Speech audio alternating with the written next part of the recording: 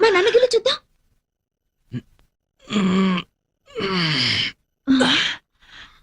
గిల్లినట్టే లేదే. మరి కలంటే అలాగే ఉంటుంది.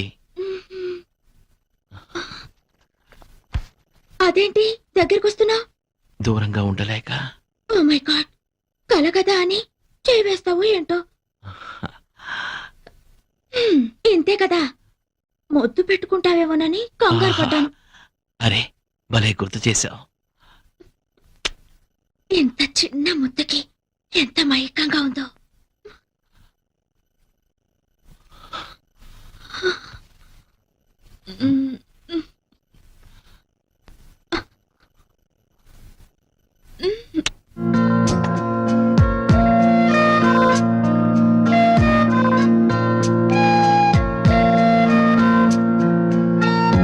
ఇక్కడే ఆగిపోయావే, లోపలికి రా. ఇంత తెలివైన అమ్మాయి కూడా ఇంత సిగ్గా? రా కూర్చో.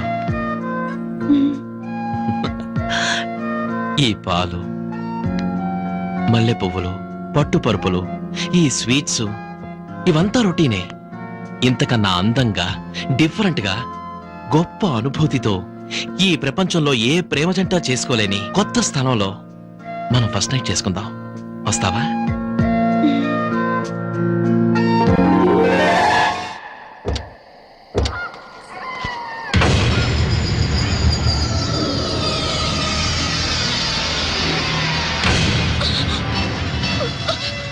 ఈ ఒక్క రాత్రి గడిచిందంటే ఆ సుబ్బలక్ష్మి కథే ముగిసిపోతుంది.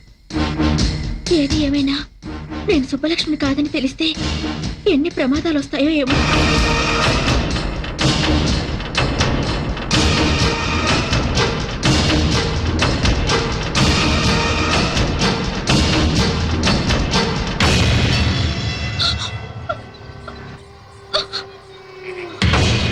ఇక్కడ అగరబత్తులు లేవు, చితిమంటల పొగలు తప్ప.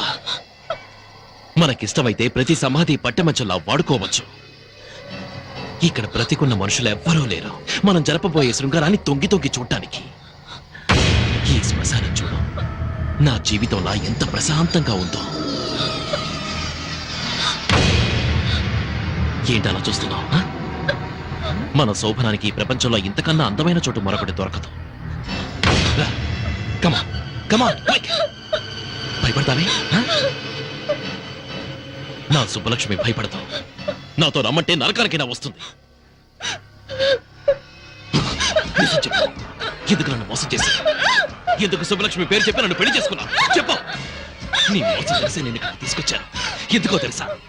ప్రేమ లేకుండా రెండు శరీరాలు శృంగారం చేసుకున్నాయంటే అవి శరీరాలు కావు, శవాల కింద లెక్క. అందుకే ప్రేమ లేని మన శృంగారం ఈ శ్మశానంలో జరగాలని నేను ఇక్కడ తీసుకొచ్చాను. కమా కమా.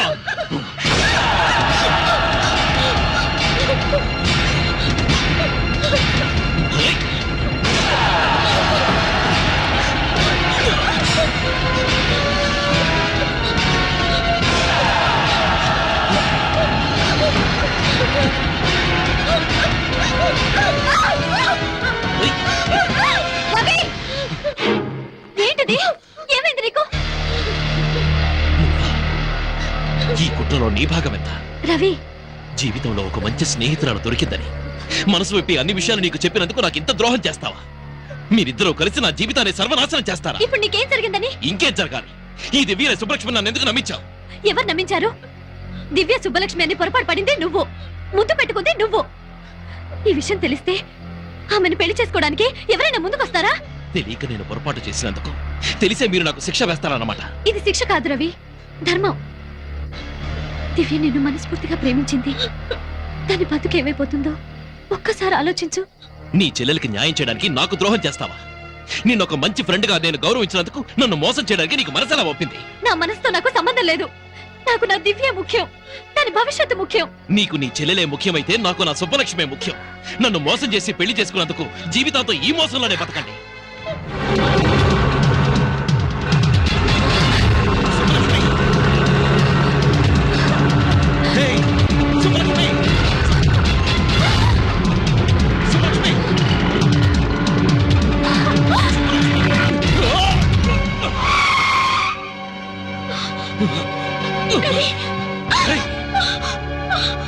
దివ్య, ఏమైంది?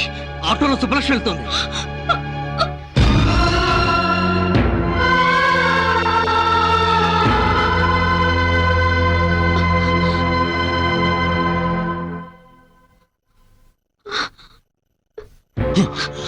ఏమిటండి ఈ అన్యాయం? కనీసం మీ గాయం మీద రక్తం కూడా తుడిచే హక్కు లేదా నాకు? లేదు, హక్కు లేదు నీకు. కనిపించని గాయం చేసి కనిపించే గాయాన్ని తుడిచినంత మాత్రాన పైనున్న గాయం మానిపోవచ్చు గాని లోపల మంట ఆరదు. ఇలా ఎన్నాళ్ళు నన్ను దూరంగా ఉంచుతారు? అది ఆలోచించుకోవాల్సింది నువ్వు. నువ్వు దగ్గర కావాలని నేను కోరుకోలేదు. దూరంగా ఉండమని చెప్తున్నాను. అడగకుండా వచ్చిన వాళ్ళే అడిగేలోగా వెళ్ళిపోవాలి. మీరు కావాలని వచ్చింది మీరు కాదనగానే వెళ్ళిపోవడానికి కాదు. నా మనసులో మీకు స్థానం ఉన్నట్టే మీ ఇంట్లో కోడలిగా నాకు స్థానం ఉంది. కానీ నా మనసులో నీకు స్థానం లేదే. మనిషిగా నువ్వు బట్టే జాలి కూడా లేదు. నువ్వు నాకే కదా నా సుబ్బలక్ష్మి కూడా ద్రోహం చేశావు. అర్హత లేకపోయినా ఆమె స్థానంలో వచ్చి నువ్వు కూర్చున్నావు. ఈ ఇంట్లో ఆమెకున్న హక్కును అన్యాయంగా నువ్వు నీ సొంతం చేసుకున్నావు. నిన్నెప్పటికీ క్షమించను. పట్టుదల మీకే కాదు నాకు ఉంది. మీరు కావాలనుకున్నాను. మీ ప్రేమ నాకే దక్కాలని ఆశపడ్డాను. మీ ఊహల్లో పిచ్చి దానిలో బతికి ఎంతో కష్టపడ్డాను. చివరికి మీ దగ్గరికి చేరి కూడా మిమ్మల్ని మీ ప్రేమని సాధించుకోలేకపోయాను. నేను కోరుకున్న ప్రేమ నా సుబ్బలక్ష్మి ఎవరితో వచ్చి అనుభవిస్తే ఇంకొక మాట మాట్లాడితే నేను బతకనివ్వను అంటాను. ఈ భూమి మీద సుబ్బలక్ష్మి బతుకున్నంత కాలం నాకు మనశ్శాంతి లేదు. మా ఇద్దరిలో ఎవరు ఒకరే బతుకుండాలి. అది నా కంటికి కనిపించిన మరుక్షణం దాన్ని చంపి నేను ఆత్మహత్య చేసుకున్నాను. చంపుతావా నువ్వు? ఎవరిని చంపుతావే? నా సుబ్బలక్ష్మి చంపుతావా? ఏమిట్రా ఈ ఆవేశం? ఆవేశంలో నువ్వేం చేస్తున్నావో నీకు తెలుసా? ఎందుకు ఇలా మారిపోయావురా? నిన్ను రాక్షసుల చుట్టానికైనా మేము బతికుంది. నన్ను క్షమించమ్మా. నేను నిజంగా రాక్షసులా మారే పరిస్థితి వస్తే నేను మీ కంటికి కనిపించను. మీకే కాదు ఈ ప్రపంచంలో ఎవరికీ కనిపించను. 12:15 కి కొండాపూర్ లో ఒకరిని మీట్ అయి 1:15 కి గోల్కొండలో లంచా. కొండాపూర్ నుంచి గోల్కొండ వెళ్ళడానికి ట్రాఫిక్ లో 45 మినిట్స్ పడుతుంది. ఇక అతనితో ఏం మాట్లాడేది? రోజులో 8 గంటలు ప్లాన్ చేసుకోవడమే చేత కావట్లేదు. రేపు పెళ్లి చేసుకుని పిల్లల్ని గాని భవిష్యత్తులో వాళ్ళ మంచి చెడ్డలేని చూస్తారు. ఈ లిప్స్టిక్ పౌడరు పూసుకుంటూ మేకప్ కోసం వేస్ట్ చేసే టైంలో అరగంట నా ప్రోగ్రామ్ మీద పెడితే ఇలాంటి మిస్టేక్స్ జరగవు. Sorry sir. చూడు, ఈ ఆడవాళ్ళ ఏడుపు అంటే నాకు అంబులెన్స్ సైరనంత అలర్జీ. ముందా ఏడు పాపు. ఆ కొత్త అసిస్టెంట్ మేనేజర్ పేరేంటి? ఐశ్వర్య సార్. వాట్? తను ఆడపిల్ల? ఆంటీ అయ్యుండొచ్చేమో సార్. ఎవరు అపాయింట్ చేశారు? చైర్మన్ గారు సార్. మేబ్లిన్ లిప్స్టిక్, కంపు పెట్రోల్ వాసన. దీన్ని ఎలా పూసుకుంటారో ఏంటో. అవును, లిప్స్టిక్ ని పెదాలకి ఎందుకు పూసుకోవాలి, కళ్ళకి ఎందుకు పూసుకోకూడదు? వా, what an idea.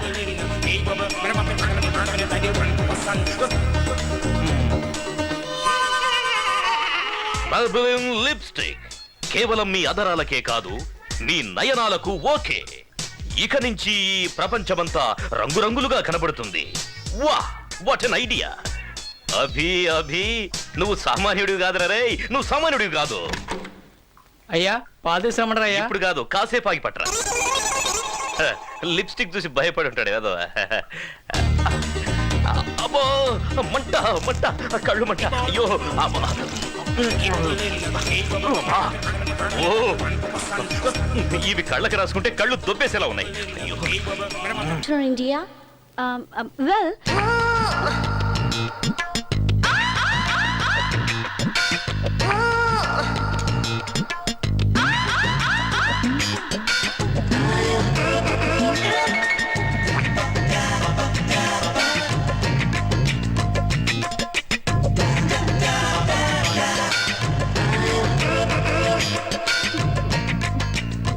I'll do this presentation. Okay.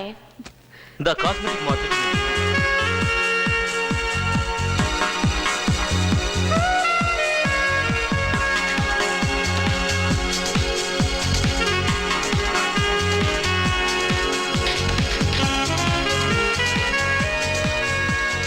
నీకు అసలు బుద్ధుందా?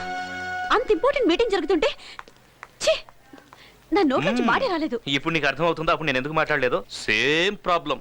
నాన్సీ నాకు నోట్లోంచి మాట రాలేదు. ఏమన్నావు నన్ను? సూట్ వేసుకుంటే చాలదు, సూట్ అయ్యే పనులు చేయాలంటావా? నీకు అంతే, సెంట్ వేసుకుంటే చాలదు, డీసెంట్ గా బిహేవ్ చేయాలని తెలుసుకో. Join me for the dinner?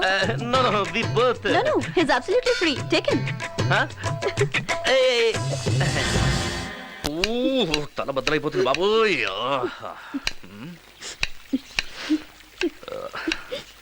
ఏం చిన్నమ్మా ఇది నిజమైన కన్నీరా ఉల్లిపాయ కన్నీరా? ఓహో, నిన్న రాత్రి నేను ఎక్కువగా తాగానని కోపమా? ఇంకెప్పుడు నేను మందు ముట్టుకోను, ఓకేనా? నీకేదైనా అవుతుందేమోనని రాత్రంతా మాకు నిద్ర పట్టలేదు బాబు. ఏం చిన్నమ్మా మీరంతా నాతోనే ఉన్నారుగా. మేం బ్రతుకున్నంత వరకు నీతోనే ఉంటాం బాబు. చచ ఆ మాటలేంటి చిన్నమ్మా. మరేం చేయమంటావు? నేను చెప్పిన మాట విని నువ్వు పెళ్లి చేసుకోవచ్చు కదయ్యా. ఆ ఒక్క విషయంలో మాత్రం బలవంతం చేయొచ్చు. ఎప్పుడో జరిగిపోయిన దాని గురించి ఆలోచిస్తూ జీవితాంతో ఇలాగే ఉండిపోతావా బాబు? ఎప్పుడో జరిగింది కాదు చిన్నమ్మా, ఎప్పుడు జరిగేది అదే. ఈ దీన్ని tehelka.com అంటారు. యాక్చువల్లీ ప్రతి ఒక్కరికి తమ గురించి ఎదుటివారు ఏమనుకుంటున్నారో తెలుసుకోవాలన్న కుతూహలం ఉంటుంది, అది సహజం. నేనేం చేశానంటే ఈ మైక్ ని టేబుల్ కింద పెట్టి నీ కాన్సెప్ట్ వినేశా.